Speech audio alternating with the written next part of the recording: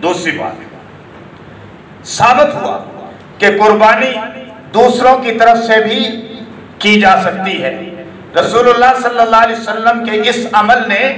साबित कर दिया कि कुर्बानी दूसरों की तरफ से भी की जा सकती है, मगर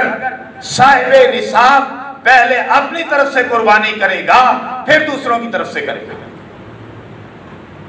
साहिबे निसाब अगर घर में एक ही आदमी है तो अपनी तरफ से कुर्बानी करेगा, अगर उसकी बीवी भी साहिबे निसाब है वो अपनी तरफ से कुर्बानी करेगी, अगर बेटा साहिबे निसाब है वो अपनी तरफ से कुर्बानी करेगा, और अगर जो है उसका भाई साहिबे निसाब है वो अपनी तरफ से कुर्बानी करेगा, अगर बेटी साहिबे निसाब है वो अपनी तरफ से कुर्बानी करेगी।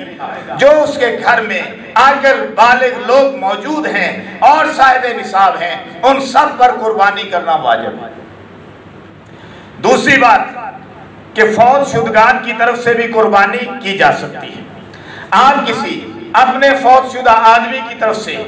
या किसी बीवी की तरफ से कुर्बानी करना चाहते, या अपने नबी की तरफ से कुर्बानी करना चाहते, या अपने पीर और मुर्शिद की तरफ से कुर्बानी करना चाहते, या अपने उस्ताद की तरफ से कुर्बानी करना चाहते, या किसी अजीज रिश्तेदार फौतशुदा की तरफ से कुर्बानी करना चाहते हैं, आप कुर्बानी कर सकते हैं। और उसके गोश्त की तकसीम का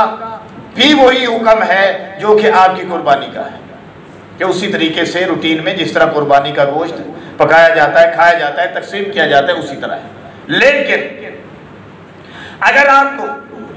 कोई आदमी आपके वालिद है या आपके दादा है या आपके नाना है या आपके कोई और अजीज रिश्तेदार है या कोई दोस्त है, उसका माल आपके पास है, वो आपको वसीयत कर गया मरने से पहले कि मेरी तरफ से कुर्बानी कर देना, मैं तो जा रहा हूं, तो जो वसीयत की गई है वो कुर्बानी टोटल सारी की सारी गुराबा में बांट देना, तकसीम कर देना जरूरी है। उसे आप नहीं रख सकते, खुद पका नहीं सकते, अपनी मर्जी से खा नहीं सकते, वो सारी की सारी खैरात करनी होगी। ये दोनों में फर्क है।